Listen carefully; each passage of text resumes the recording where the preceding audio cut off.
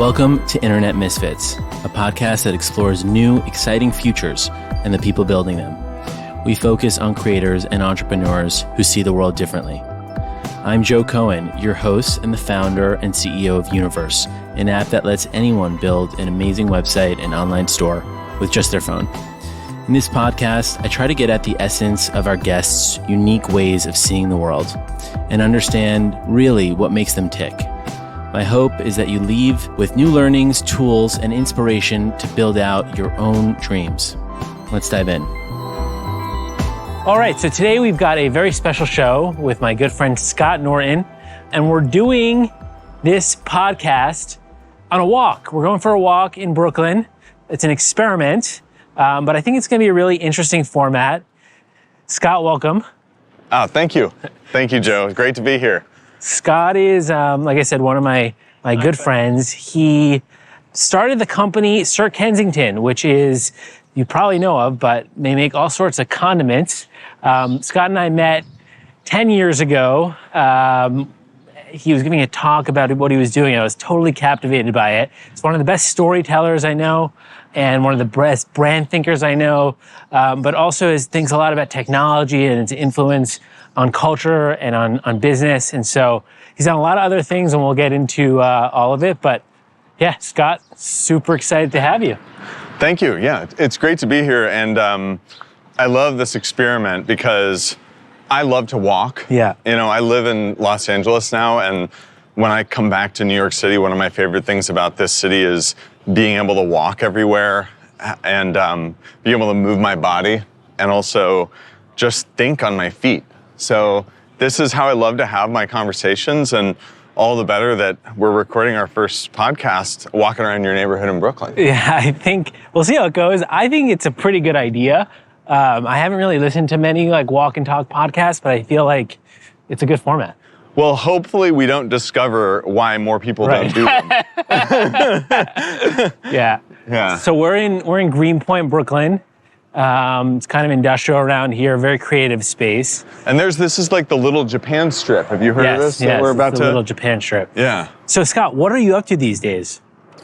So I've got the greatest job in the world right now. I support entrepreneurs and I invest and advise in businesses in the consumer sector that are growing and that have generally reached some degree of traction, scale, and success, and are starting to break through in culture, but are really looking to get to that next level of relevance and of success and to make a dent in the world. And so I'm really an investor and invest at growth stage in a lot of brands, of course, because, you know, in the consumer world, you can't really get away from brands and reputation creates a lot of value, but I will look at and understand and try and get to know anything in the consumer space that is potentially digital, in different services and marketplaces. But because of my background, a lot of what I do, the center of gravity is in food and wellness, and, you know, beauty and hygiene and things like that. And what's exciting you these days? Like, what's capturing your imagination? Well, you know, it's a great question about, you know, what is interesting to me. I don't always know it until I see it. And so for me, you know, it's less so that I have a specific focus on a sector, right? It's not that I necessarily say like, oh yeah, I'm really interested in, you know, baby food, or I'm really interested in finding the next, you know, condiment brand. And it's more so that I actually am most interested in what's going to surprise me and who has invented a novel new business model, who has invented a new way of solving a problem. So I think one of the reasons I love what I do and why I think it's interesting is because there's always the novelty of finding a solution that no one's ever thought of before. You know, that's, I think, what really keeps me engaged and keeps me going. And, you know, every once in a while you come across entrepreneurs and leadership teams that are on their quest. You know, they are in some cases like doing their life's work. They are motivated by a deep sense of purpose. They have a deep sense of commitment, and they feel called to the work that they're doing. And so for me, I'm particularly energized to support entrepreneurs and leaders that are called to the work that they're doing on a really deep level versus purely a commercially transactional level. That's what's most exciting to me. How do you put yourself in a position to be surprised, like to find the thing you weren't necessarily looking for? Well, I think in my life, I've never really succeeded by going through the front door. I feel like I've always gone through the side door. And, it goes way back to some books that just as a sort of a natural sort of out of the box thinker, but even just some, books that I've read. Like if you take Seth Godin's Purple Cow, for instance, which is one of my favorite books, and it's really a seminal marketing text, and really it's about product development, but creating products that are so surprising and unexpected that people have no choice but to pay attention to them. And oftentimes those products and businesses, they don't look anything like what came before them. And so, if you, by definition, right, if there's a business that succeeded, a lot of people will basically try and copy that business model and they'll try and copy that product. But by definition, that space is already occupied, right? And so I put myself in the position by kind of always recognizing that, if someone has succeeded by zagging, you cannot look for the person that's zagging, you gotta look for the person that's zigging. And so just recognizing that the more, traditional approaches to solve a problem, traditional business models are not necessarily gonna be the ones that create a breakthrough in the future. Yeah. I definitely have a childlike sense of wonder too, and I'm always open and willing to be surprised. And I think the other thing is I put myself in the position to be surprised and to find these innovative opportunities because I draw inspiration from a lot of different disciplines. One of the reasons I loved living in New York when I was here is because you do have artists and musicians and engineers and entrepreneurs and financial professionals. And, it's simultaneously a big working city and also an international financial city, right? And so I have a wide network of very, different types of people, and I tend to play at the edges and try and find the cross sections and the connections between all of them. So, okay, I get that you're in a mindset to be open to new things, but what does it mean day to day? So do people reach out to you? Are you Googling shit? Are you traveling a bunch? How do you find stuff? Because I feel like your remit is so broad. Yeah. Right now it's a combination of two things. So one is that I have, developed a lot of strong relationships over the years, and I have a strong, positive reputation as someone who has both been through the entrepreneurial process, right? And going all the way from founding a company, scaling it, selling it, integrating it, and then now being on the other side. That's a fairly rare group of people that actually complete that journey and then are as an investor. So, that's a rare seat that I'm in that is attractive to people that, want to send me companies and send me entrepreneurs. And then also, I spend a lot of my time in conversation with people that are also in my universe and at the fringes of my universe, asking them what they're interested in. And, if there's anything that I should be looking at that's maybe an earlier stage company that's starting to get traction, or, what themes they're kind of looking at. So typically I do this all through conversation. And I'm actually I would say the edge of my practice right now is being less passive and more active in how I spearfish for opportunities.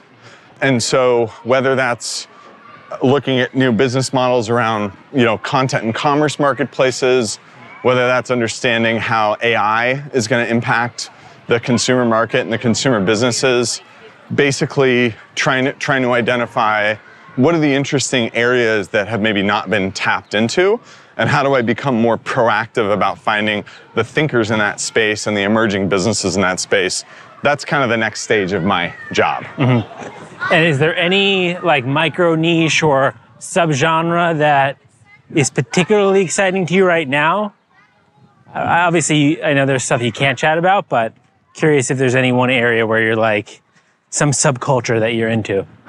I am actually, I'm very interested in the rise of the popularity of electronic music in America. Electronic music has been a global phenomenon. Last night I was actually looking at, dating back to 1917, there's data about the popularity of songs that were released. And so, opera in 1917 was the most popular category. Jazz became the most popular category. And for much of the past 30 years, globally, electronic music, house music, disco music was extremely popular. In America, it was popular until there was essentially this death to disco movement, and it was basically attacked and replaced by 80s hair bands. But in France, and in Europe, and in Sweden, and in the UK, it never died.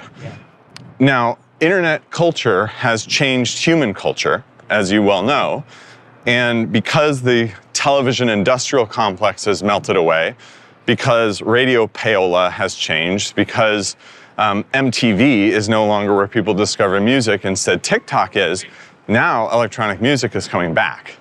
We're living in a time where we're living further from our friends, family, and coworkers than we ever have before, post-pandemic, and with different types of social mobility. We are living under great stress of climate change and of social challenges, mental health. And what do people want to do when they feel those kinds of societal challenges? They want to get together, they want to find safe spaces, and they want to go into catharsis. And that's what the electronic music experience is. The act of dancing and the act of coming together is, I think, a salve for our modern era that people are now recognizing. So I don't exactly know how that translates into a business opportunity, but that if all of a sudden a lot of people are paying attention to it and it's a big part of internet culture, there's going to be something. So that's an area that I'm particularly interested in. Totally. And I think electronic music is really like computer music, right? It's music that's only really possible with computers, digital. So I'll stop you there. Yeah.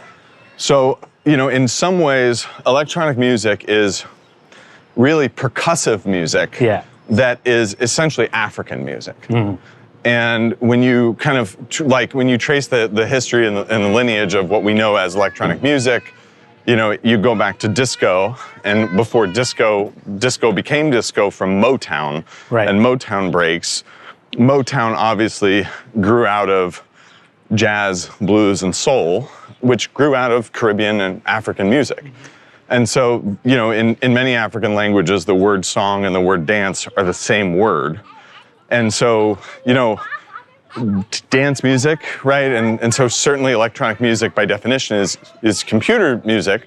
But when you look at the structure and the sound and the instrumentation of a house record or dance music or an electronic music, and you compare that to, traditional percussive African music and song, it's very similar. Yeah. So I think that's also very, very interesting that there is it's kind of like, music before the music industry. For sure. Well, I think that's why I also think there's a distinction between electronic music and dance music, even though we think of them as similar. Right. There's a bunch of electronic music that's not particularly dancey, right? Mm-hmm. Like the whole IDM world, Aphex Twin, that kind of thing. Exactly. But then you also have dance music that is mostly electronic, but there's also, like you said, the precursors of it and also the early stuff. The disco was not, in many ways it was like taking, a soul record and putting a beat over it and really like hacking it. So I think your point though is right about how when times are tough, people seek refuge, and that kind of like happy music and happy spaces become popular when things in the world are tougher. Yeah. Spaces of unity too, and spaces of refuge. Yeah. Yeah. And you're absolutely right. I mean, and I think that's actually one of the interesting, we this could be its own podcast, but the nomenclature of what is it, right? Is it dance music? Well, what music isn't dance music, and electronic music? I mean, there are a lot of different subgenres and different ways to sort of slice it, but I think case in point, like there are these many, many genres that are kind of exploding, and there's subcultures and niches that are exploding within that. And so I think that's a very interesting kind of mega trend to follow. I think what's also so cool about it is because you can make a lot of this music with just a computer, you have this complete renaissance and flowering. And not only do you have like new music being created every day, thousands of new artists being launched, but new genres are being created, regularly. There's this, do you ever see this like Iftar's Guide to Electronic Music? No. There's like this incredible like old school site. Notes. Yeah. No, it's like this amazing website that has like a taxonomy and tree of electronic music. So it shows you like house and trance and, IDM and all these different sort of branches, and then it trees out into like, ambient psychedelic house, right? Like, but I think electronic music is unique in that way, and unique in how it's kind of, the genres themselves are DIY, right? And people are constantly branching off of them. Because a good producer is actually an inventor of instruments, right? When you think about what a producer has in front of them, all the different patches and like folds and envelopes and things that you can wire up to make to render a sound. Yeah. You're essentially like making instruments like a circuit board. And of course, like Jimi Hendrix figured out new ways to play the guitar. Jimi Hendrix was left-handed, but he played a right-hand guitar upside down, and he played it pretty much better than anyone else. And so, you can do that with a physical object, but only to a certain extent. Finger picking and, clawhammer banjo or whatever it is with a physical instrument. But with a software platform, or with essentially a production interface that looks like a circuit, the combinations are essentially infinite. I think a wave of innovation happening there on the art side, and then also on the cultural development side too. And I think where this touches some of your forte is also, it's not just on the supply side or the creation side, but also on distribution, right? Like we now have completely new ways of distributing music. So a kid in their bedroom can be the next star because they can get distribution. In the past, they'd need to go through, a retailer. Yeah. So I think like that's a good time. And they need to go through not only a retailer, they need to go through a label, right? They need to go through multiple levels of gatekeepers. Right. In order for their work to even be shown. And so that work would have to fit in a certain commercial mold in order to get made. Yeah. And now people can go direct. And I think this touches on, a bit of your experience with Sir Kensington's, which was that like, ultimately you were distributing your product through grocery stores and supermarkets, but you thought about building a brand and building distribution in new ways. So how do those dots, connect? Well, I grew up always kind of like skeptical of business. I grew up in Northern California in the 90s and early 2000s.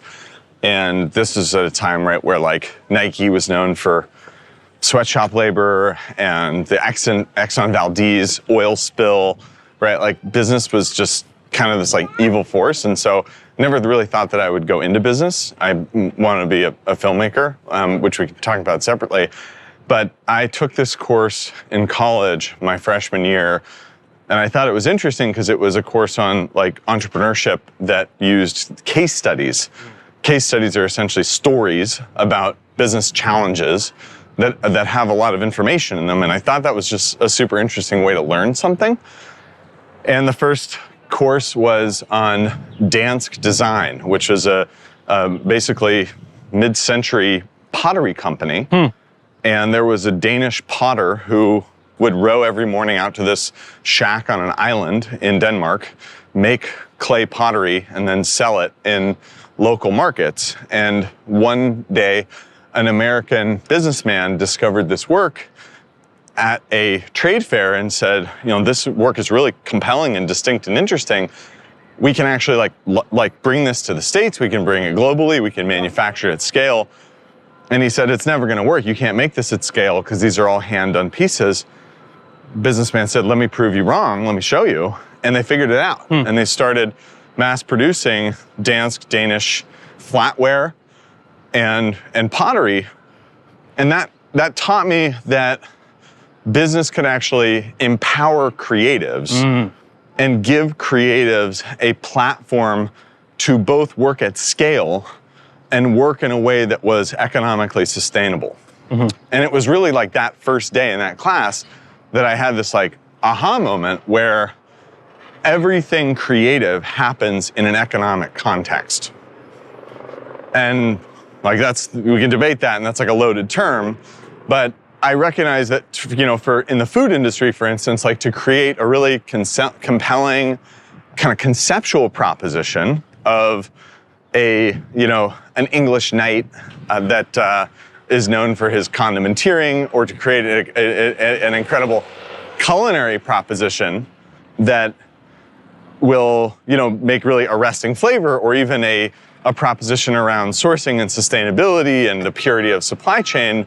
At the end of the day, it kind of doesn't matter unless your product also works in stores, right? And is, novel enough to be compelling and pioneering, but familiar enough to still taste like ketchup and not be rejected by children, and mayonnaise that people can make a tuna salad with. And so I have this kind of like consideration around polarity of, on one hand, if you make stuff only for yourself, you're an artist. And by the way, there's nothing wrong with that. We need artists. I love artists. I love art. That's one side of the pole. On the other polarity, if you do everything just for money, you're a hack, which is also totally fine, right? Like, there's certain professions where I would really want someone to get the job done, and I, pay them for that job, and that's fine, right? And what I'm interested in kind of personally, and also with the companies and the leaders that I back, is the midpoint of those two, between a hack and an artist, is a craftsman or a craftsperson. Someone that recognizes that a job needs to get done. A furniture designer needs to design a chair that someone can sit on, a chair that can be cleaned, a chair that doesn't break, a chair that can be repaired, right? But the chair should also like inspire someone and add character to a room and be something that someone wants to be proud of assembling or pass to their children, or be part of the signature of their home. So I love businesses and working with leaders that have that kind of craftsman mentality. Yeah, it's reminds me of like the age-old conversation of like, what's the difference between art and design? To me, design is like what you're describing as a craft. It's dealing with constraints. Those constraints can be the constraints of physics or of markets, or of just making something work. And I think that's different than art for art's sake. Yeah. It's also very different from the sort of traditional model of the last 10 years of how venture capital funding has worked, because it's almost like art for art's sake versus growth for growth's sake, right? People would build these growth-oriented businesses that didn't really have the business artistry of like economic sustainability in them, and it was easy to buy growth, and it was kind of like more of a short-term orientation. Yeah. And so both of those, don't really fit my business philosophy. Art for art's sake doesn't work, and growth for growth's sake doesn't work either. So tell us a little bit about, the Sir Kensington story, like your journey as an entrepreneur. How did it start? How did it come to be? Yeah. So the origin story is, I've always loved tinkering, and I was in college at the time, and my, I had already accepted a full-time job. I was a senior, and I was visiting a friend of mine in Los Angeles. And he said, we were driving he was going to go buy me a pair of Stephon Marbury's Starbury shoes for $13, which was a gift that he got all of his friends for Christmas that year randomly. And he said, dude, I have an idea that's going to be huge. And I said, what? Like, what are you talking about? And he said, gourmet ketchup.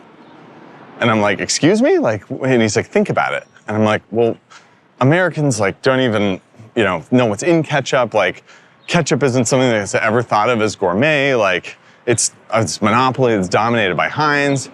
And he's like, exactly, like the market is wide open. You know, think about how many different mustards there are. There's sweet mustard, yellow mustard, brown mustard, Dijon mustard, but there's only one ketchup. We could create something that was like a better ketchup. Yeah. And so I said, look, it's a terrible idea. It's never going to work, but like, let's just play with it for a second. Like what would it look like? You know, you have to, if we were to do something about this conceptually, like it has to be so out of left field, kind of going back to, you know, everyone zags, so you got to zig. Right. And if Heinz is squirting, we got to be scooping. And if Heinz is plastic, we have to be glass. And if Heinz is smooth, we have to be textured.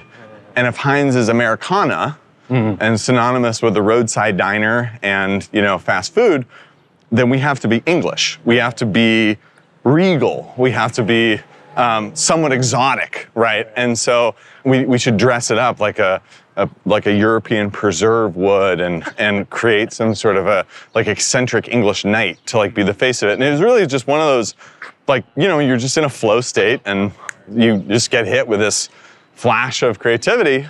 And so we're like, should we call it like Sir Walter Raleigh's scooping, you know, relish? And he's like, what about Sir Kensington?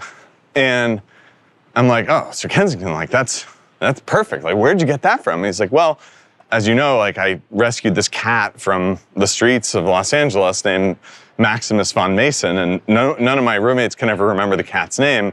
So they always just make up a new name for it every time they like need to talk about it. And so one of his roommates was like, hey, Brandon, like, have you seen Sir Kensington? And I was like, oh, that's even better, like done. Like, and so I took that back to when I, you know, went back to college for that final term. I was having lunch with my friend Mark, who I'm gonna see for dinner later today. And I sort of pitched him this and I told him this and I'm like, this, you know, here's a crazy concept. And he was like, well, we should do it. I'm like, what? He's like, we should try and make ketchup. Like, what do you think it would take? Let's try and make it and see if we can do it. And he kind of nudged me in that moment to actually think about, all right, this is cool as an idea conceptually, but like, what would it take to actually make it real? And I think what's interesting about this story is we started with a concept, a fully formed concept in a fully formed brand world before we even put, you know, sauce to pan, right? And I went on to Illustrator and Photoshop and man, I think maybe it was Dreamweaver or something like that back at the time, but basically hacked together a website that used all these Gilded Age 1890s fonts and different ornaments.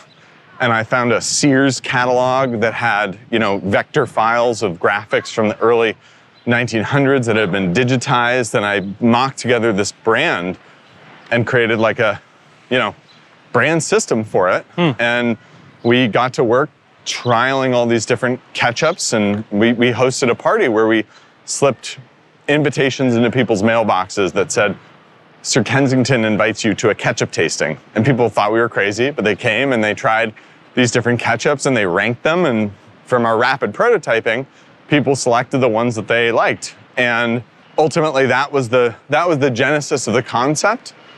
And then about 2 years later, after we had spent some time in the working world, Mark decided that he was going to do this full time, and I joined him shortly after, and that was kind of the nudge that I needed. And then we started building it in New York. So I moved to New York, and we went door to door to everywhere from cheese shops to restaurants, and we learned all the different, you know, parts of business the hard way, from, you know, marketing, B2B sales, fundraising, organizational design, hiring, all the different things that it takes to scale up a business. And had a lot of our original theses debunked along the way, learned a lot of other interesting lessons, and had some other kind of, you know, original intuitions that we had confirmed. And one of the things that process really taught me is people don't buy things, they buy stories about themselves. We're so up on, in this country, in terms of Maslow's hierarchy of needs, that we are always looking for how, even if we would never admit this ourselves or think we're kind of above the the sleight of hand of commercialism, we're piecing together our own identity with how we spend our time and how we spend our money. Whether that's yoga or bowling or electronic music or, spending the time and money on a fancy mayonnaise. And so I think that that's super interesting because the world that we inhabit as kind of brand creatives and brand builders is ultimately the world of people's identity and values and what I like to call the me I want to be. So that's kind of the origin story and some of the big lessons I learned from the process. Imagine listening to a podcast and not hearing an ad for a website builder. You'd be like, what kind of podcast is this? We know you need your fix, and we're not going to deprive you of that. At Universe, we believe websites are the main event, so of course we'd sandwich one in between our show. Here's the deal. Websites are dope, everyone needs one, and they can actually be fun to build and have some personality behind them. This is the part of the ad where I rattle off a list of all the things our website building product can do for you in hopes that you choose Universe over the competition. Create sites, build stores, analytics, email shipping all from your phone feels like playing with Legos, all that good stuff. We got it. I mean, you can make sites so good you'll shit yourself, but that's just brass tacks. At Universe, a website is so much more than just something you hear about on a podcast commercial. It's an extension of self. It's a way to interact creatively with the digital world. And we're hell-bent on helping the internet live up to its full potential. A more eclectic, more electric place. Because the internet shouldn't just be a space for squares. Grab a domain like .xyz and show those .com boomers what the internet's all about. Head to Universe. That's univer.se, but the dot is silent. Punch those puppies into the App Store, my friend, and we'll see you out there.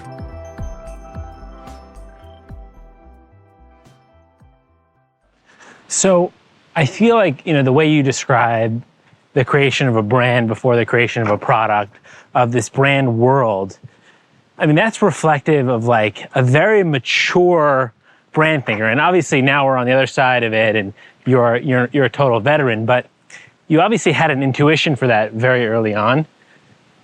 Where did that come from? Like, because it's not obvious, right? The stories that were told are that, build it and they will come, but or make a better product. Yeah. So my dad is a storyteller. I mean, he was a television director and a film director, and my mother and him worked together. My mother was a producer who ran her own business with my dad. And as a storyteller and as like professional storytellers, I grew up around a lot of that kind of production work. So they often used our house as a set for different work that they did. We had cameras lying around. My parents actually did some work with Adobe. And so we got like it wasn't called this back then, but the Adobe Creative Suite for free. And so I was able to, from an early age, learn how to tell stories visually with computers. And I think that I also, if you think about personally, like the things that I kind of fell in love with, they weren't products, like they were feelings and they were experiences and they were things that are like transportive, right? That make you feel like you're in a different place, that make you feel like you're kind of like evolving and edging forward into a different person. Like what? And like going to a Japanese restaurant, right? Like when you go to a Japanese restaurant and you sit down and you're surrounded by the color palette and the surfaces and the like wabi-sabi of the presentation of the meal, the perfection of the food, the way that the staff carries themselves, you are in that moment like transported into something, even if you're sitting in Greenpoint, right? And so restaurants are the theater of food. And they create the space for you to escape. And that's one of the reasons we love restaurants, is because we are overcome by this ambiance that for a moment transports us somewhere.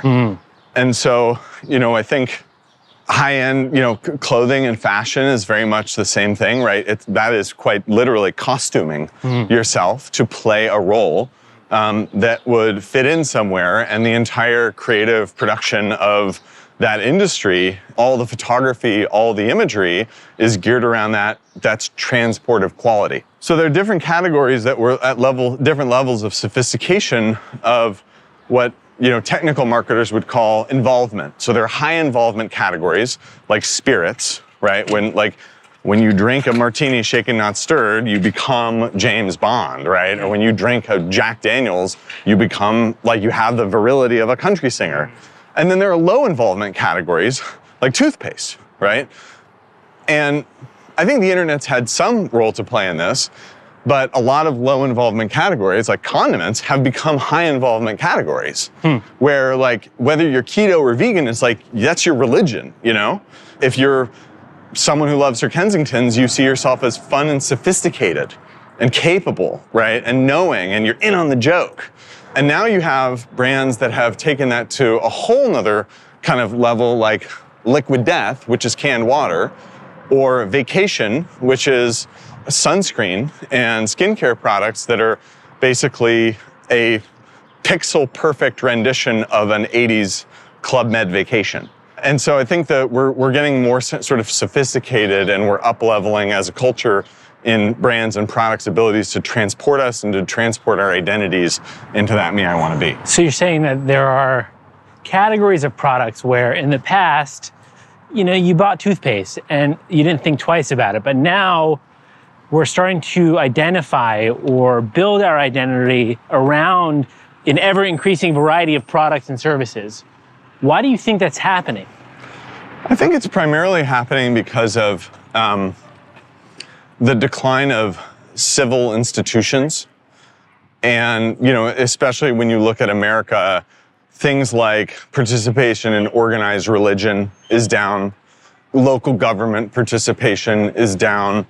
Because of the internet, we have fragmented attention. Yeah. So there is no more Ed Sullivan show, right?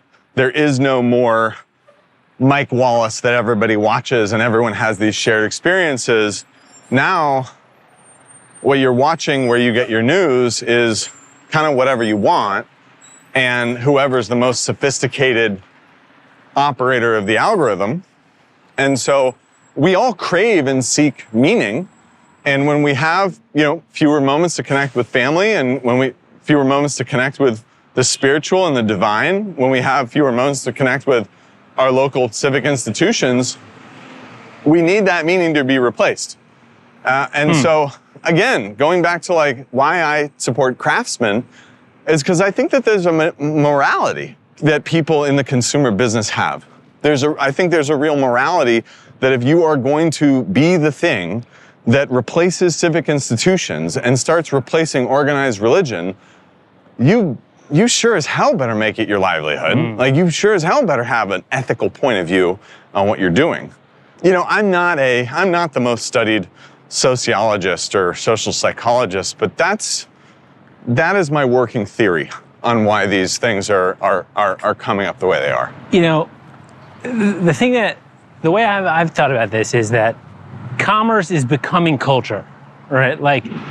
We've always had, if you look at the movie business, that's always been this intersection of culture and commerce in a very native way.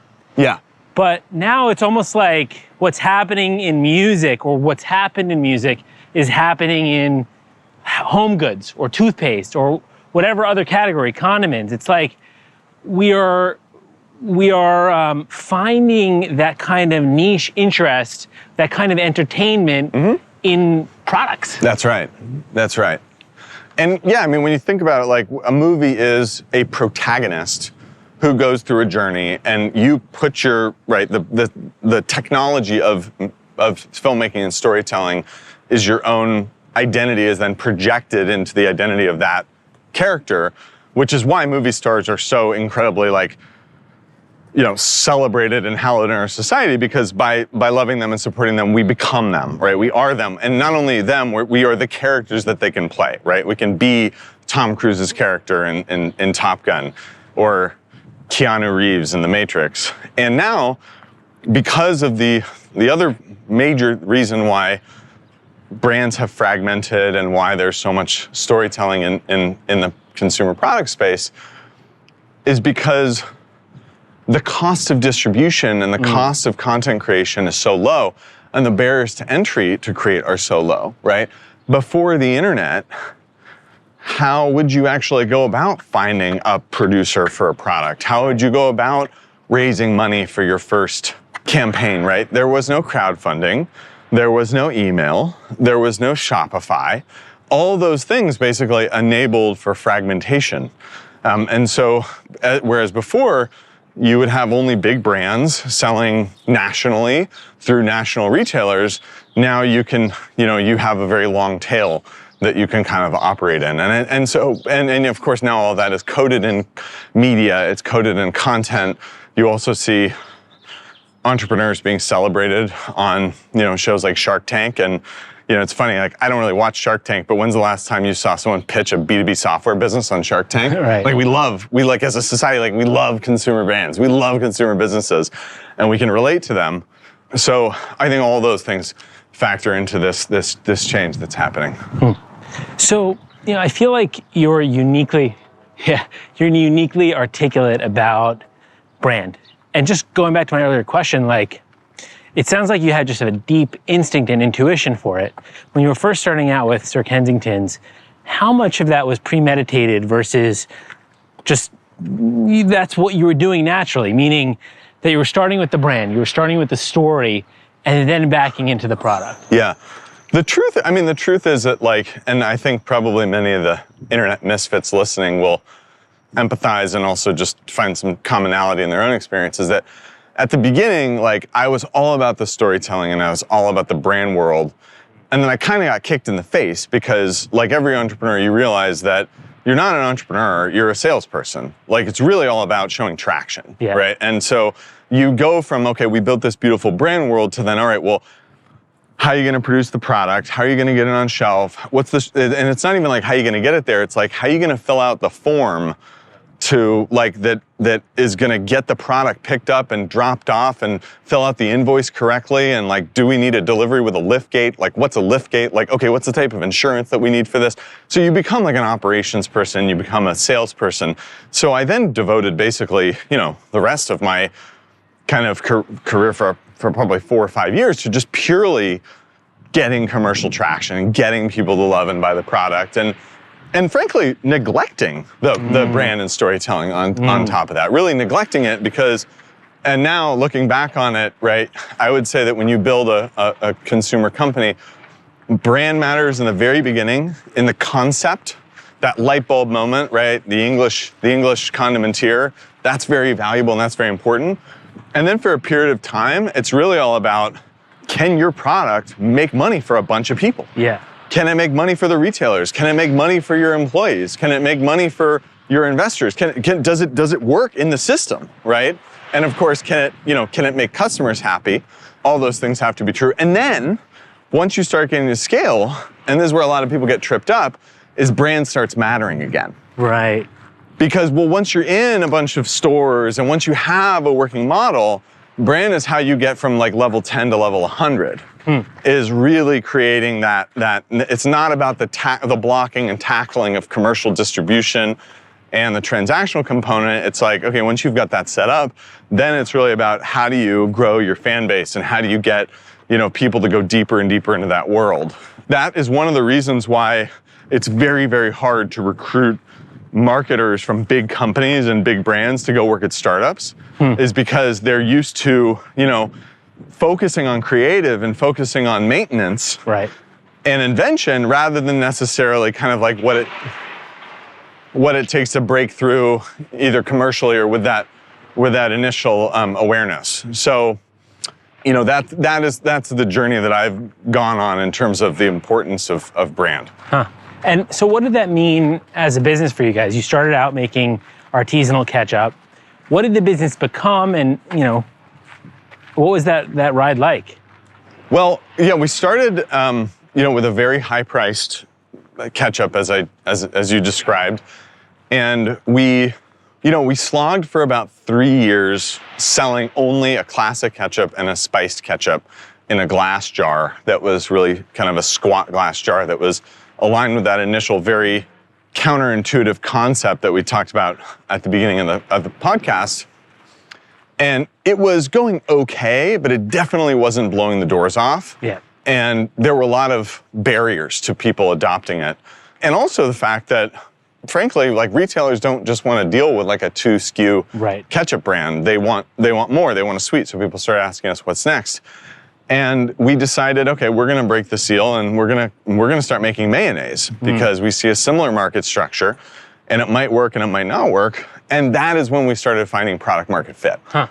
So for a number of reasons related to price point, related to public perception, people think that mayonnaise is unhealthy in a way that they don't think that ketchup is unhealthy, even though ketchup's full of sugar.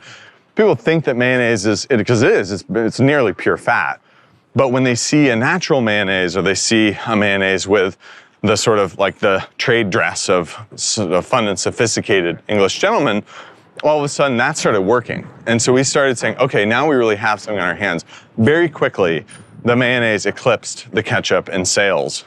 And we also started, I think, leaning out of like, we're super weird, we're quirky, we live in this world of like the Victorian Gilded Age. Like we used to wear like suits to natural food trade shows, and people were like, that's just not done. And so we actually became more similar. We became more like the norm, more like the category norm, wearing t-shirts and starting to talk more about our non-GMO heritage and about the ingredient origin story. And it became much more about kind of like nutrition. And we frankly started talking and acting much more like a traditional brand.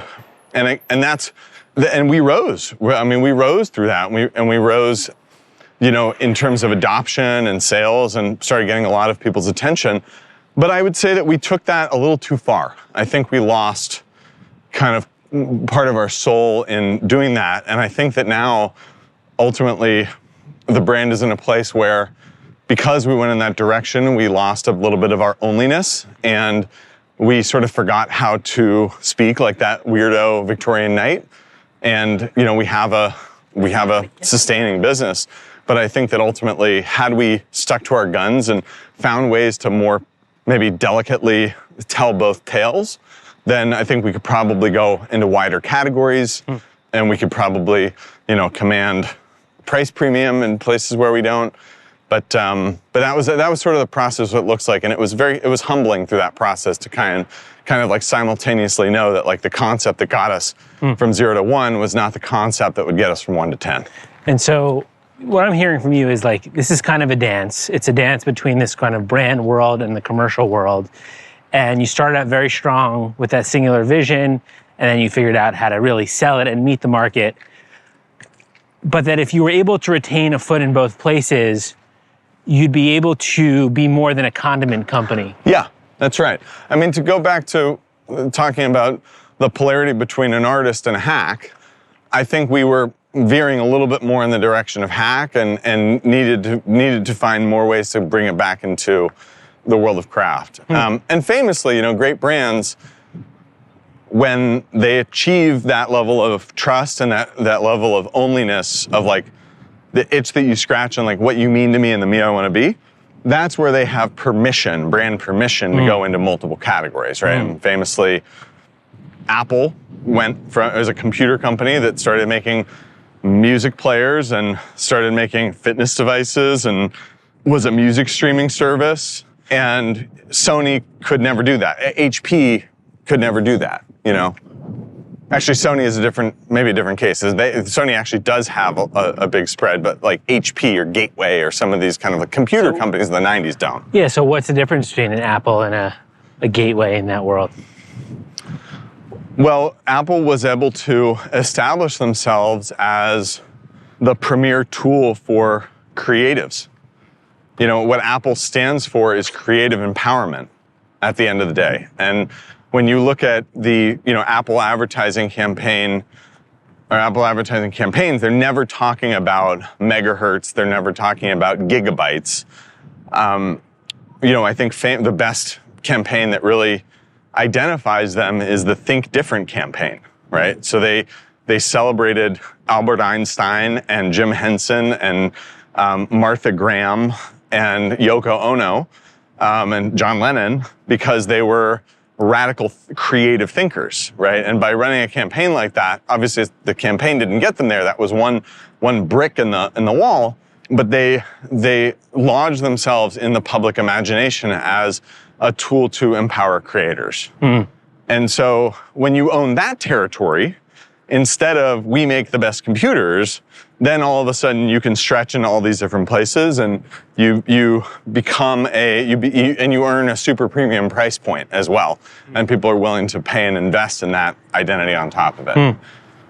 So I feel like a lot of your story, or the way that you think about brands and business in general, is closely intertwined with technology and the internet. How did that come to be, and how do you think about the effect of technology on the world as it is now? My relationship with computers really started in the second grade when I was sent home from school with chickenpox. So I had chickenpox, and I had to sit out, a few days or maybe even weeks of school. And what was I going to do all day? My parents had a Macintosh Quadra 800 that they used to edit videos on. And I started playing computer games on that. And I started messing around with these graphic design apps in second grade, Kid Pix. But then shortly after that, Quark Express. And so I learned Quark Express, which is a layout and a desktop publishing app. And then I started in third grade. I actually have a yearbook. I was shocked that it was this early, but in third grade, I was the associate layout editor of my elementary school because I learned Quark Express. And so that taught me about the power of democratized creative tools. And so I learned Illustrator, Photoshop, and then when I was a little bit, later in my life, the internet became part of that equation. And now all of a sudden, it wasn't just you make something and you got to print it out or you just admire it on your own screen. Now all of a sudden you could share it and you could show it. This was at a time when there was no Facebook, there was certainly no Instagram, there was no text messaging, and of course kids weren't really on email. And so nobody really had a way to talk on the internet. They only had ways to read on the internet and absorb outside of AOL Instant Messenger. But because I had a little bit of technical chops and I had this creative confidence, I taught myself HTML and taught myself these kind of WYSIWYG design apps. And I started building websites, and I had a ton of fun building websites that would throw up some of these weird graphics that I made, or websites make fun of my friends on the internet. And that kind of went on slowly for a couple years, with GeoCities and homestead.com that would give you free hosting with a long, gnarly domain name. And I didn't drink alcohol in high school, and so I was always the designated driver. But I loved to party. I loved to go to parties, when someone's parents were gone and people would throw a party. It was the coolest thing to me. I felt the center of the universe when I was at one of these parties. I didn't drink, so I drove, and what did I do? Instead of drinking alcohol, I had a digital camera with me. So I shot photos. I would shoot all these party pictures of my friends and of our school. And I was talking to my friend, I was like, man, I have all these great photos, and we're always looking at them the next day, the next week, yucking it up, having a blast. And I was like, I could put these online, and we could make a website where we all see it, and we can make a gallery. And my buddy's like, well, yeah, do it. And I'm like, oh, well, I can't. He's like, well, why not? Why can't you? And I'm like, well, I need hosting, and I need to get a domain name, and that costs $15. And he's like, $15? I'll give you $15. Go do it. So he nudged me, he gave me $15, and I registered a website, and I turned on an open source PHP bulletin board where I created a website where every gallery was the parties that we went to that weekend. And that was the first time that I ever experienced product market fit. That was the first time where I was like, whoa, this is powerful. Because, when you're in high school, everyone is totally, voyeuristic, and it's this somewhat illicit activity. Now, mind you, in today's world, this would never fly, because to post these pictures on the internet we would have all been expelled or something like that. But we just figured that the teachers and adults would never see it. I don't really know if they did. There were sometimes there was a scare and I would like take it down temporarily. But I learned from that experience that, you need just creative energy and a good idea and something that people want to look at. Like, you don't need a lot of money to get something done. You don't need a lot of money to get it off the ground. You don't even necessarily need a lot of skill to get it off the ground, but you need enough skill and enough will to hack something together.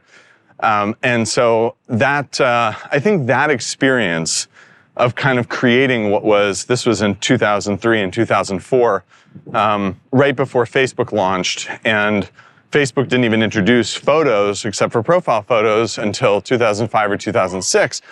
And so this idea of seeing pictures of your friends on the internet would be like in the 1950s, like seeing your family on TV, or, so it was very new.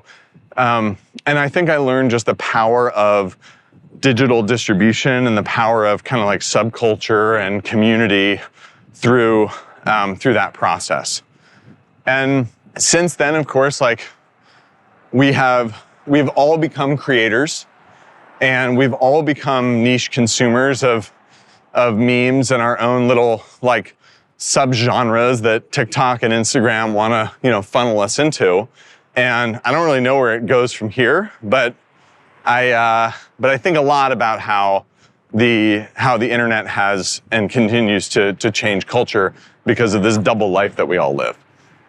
What's the thing that you enjoy doing most? This. What? So I'm walking around and talking to you. Mm-hmm. I mean, I love chewing on ideas. I love, discrete creative projects.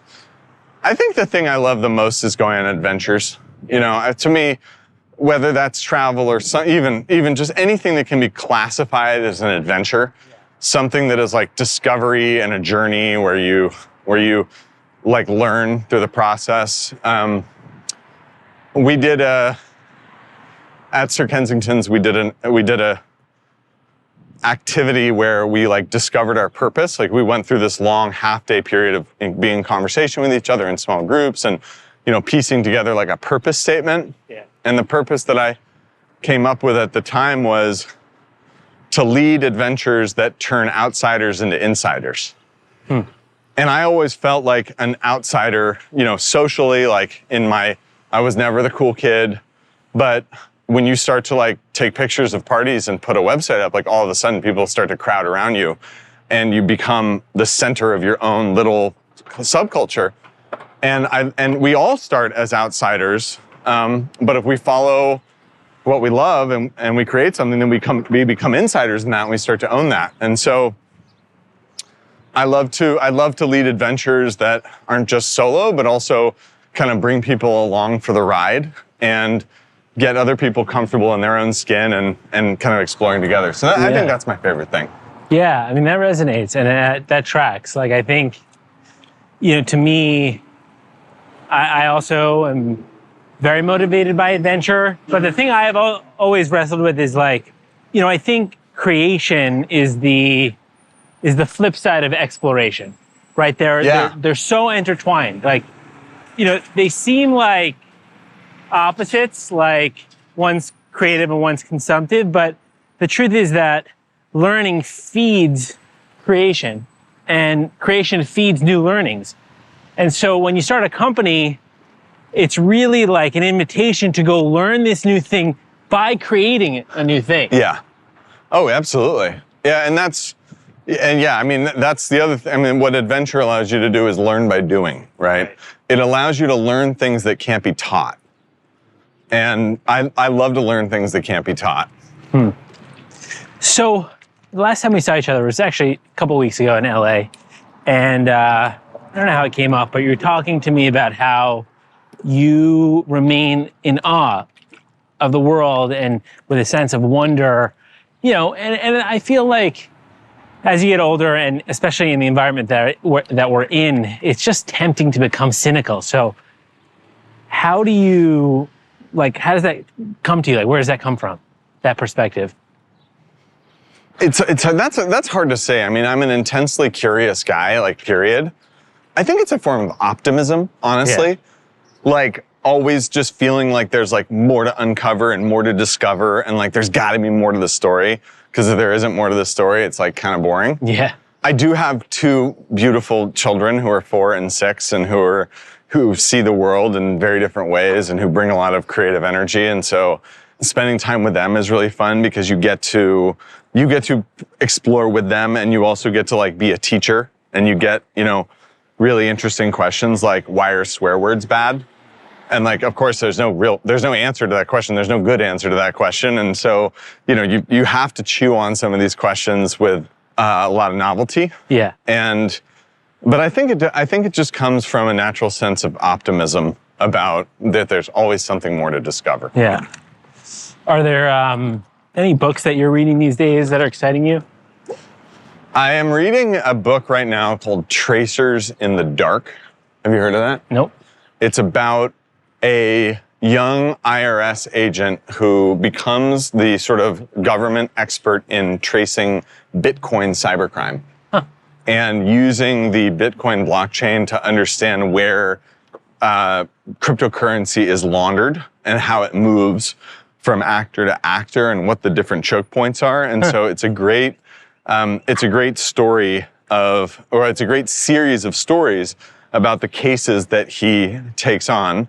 He happens to be Armenian, so he's of course totally brilliant. But that's a really good book. And one of the things I think is so interesting about it is like cryptocurrency is obviously part of both finance and also internet culture. And one of the things that, is so interesting about Bitcoin is the ways that it's misunderstood, because so many people thought it was untraceable, right? And if you think about what Bitcoin is in terms of traceability, it's actually the complete opposite of a traditional bank account. So a traditional bank account is that your identity is known, but what happens to the money is totally private. And with Bitcoin, what happens to the money is totally public, but your identity is not known. Right. And so that is sort of funny, right? Because ultimately you can identify, either pseudonymously or through identity who these different players are. But a lot of criminals, of course, made the mistake thinking that it was quote unquote untraceable, but it's the exact opposite of untraceable. It's completely auditable, right? Yeah. Every single transaction is public and distributed across all these different machines. And so, of course, you can process that data and trace crimes. Yeah, it's funny. The analogy of cash, Bitcoin to cash, comes up. Like in the real world, if you want to buy drugs, you'll do it with cash or something, and on the internet, you'll do it with Bitcoin. But they're actually extremely different. Like, the appeal of cash is like once it leaves your hand, it's clean, right? But with Bitcoin, it's totally traceable for eternity.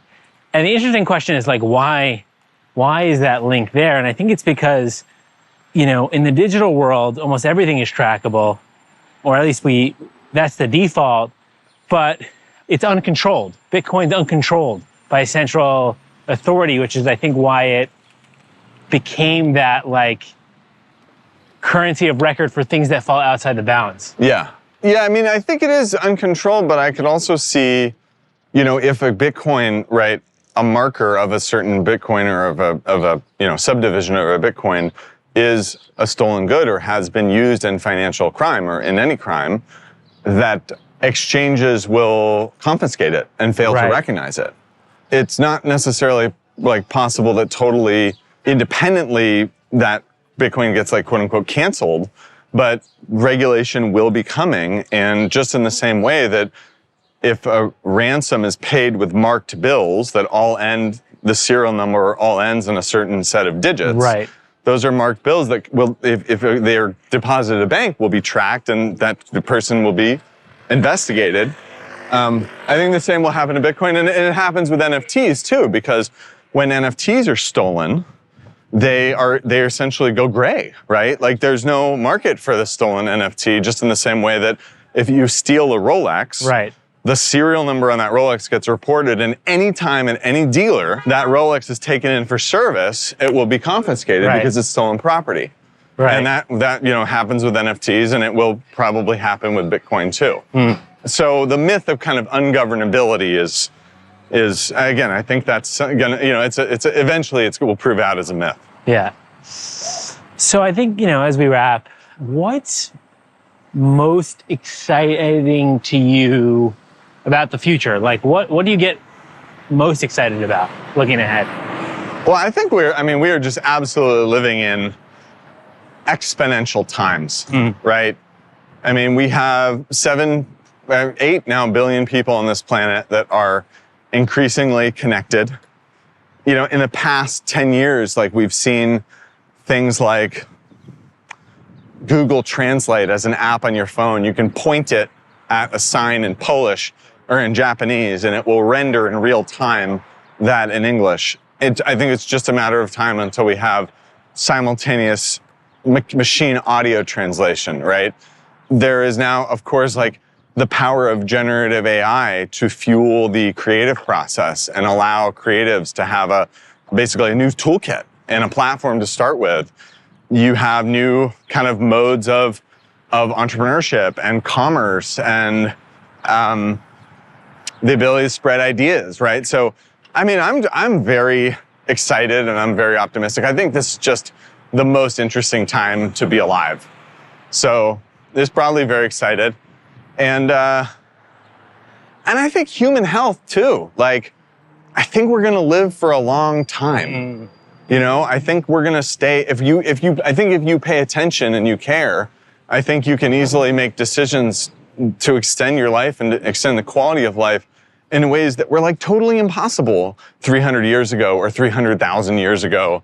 And so I do think that we're like entering this exponential age. I mean, it's also like, yeah, like society is tricky, life is tricky. Like, there's lots of different big societal problems and challenges out there, but I'm generally just very optimistic for how technology across all fronts is enhancing the human experience. Yeah, and I think that gets at your point earlier about adventure, right? Like, we're on a wild adventure right now, and I think the way that one reacts to that is something of a reflection of their personality. So if you're the kind of person who gets excited by what you don't know, and you can look at the sort of the feel of a thing and see where it's going instead of just knowing exactly where it's going to go, it's a very exciting time to be alive. But you also see how much fear there is because we don't know where it's going. Yeah, there's a lot of fear. Yeah, and it's worked out so far. Yeah, I agree. So I guess before we wrap, is there anything else you want to say? I want to use the opportunity, like I mentioned a couple of times, there were people like, my friend Brandon, who first came to me with the idea of Sir Kensington's, Mark, who inspired me to, actually like put sauce to pan with him, my friend who bought that $15 domain hosting package. Right. All those people nudged me into greatness. They said, this is what you have like right in front of you, just step into it. And I'm really thankful for the people that nudge others to greatness. And I think that like now I'm in a place in my life and in my career as a father and as an investor and who gets to work with entrepreneurs and leaders is I'm like, I want to nudge people into greatness and I want to help people see what's right in front of them and allow them to rise to the level of their potential. And so like my message is like, when you find someone that is nudging you to greatness, listen to them, hop into it, because normally we have all this negative self-talk and this fear of what we can't do. And so when someone's telling we can do it, you run after it. And if you're in a position where you can have the generosity to nudge someone else to greatness, lean into it because they're going to thank you for it later. Well, I think with that, that's a wrap. Thanks, Scott. Thank you, Joe. Thanks for listening to Internet Misfits. I hope you found the conversation inspiring, helpful, energizing, and insightful. You can find me on the web to continue the conversation on my personal site, joe.universe, which is joe.univer.se. See you out there. Bye-bye.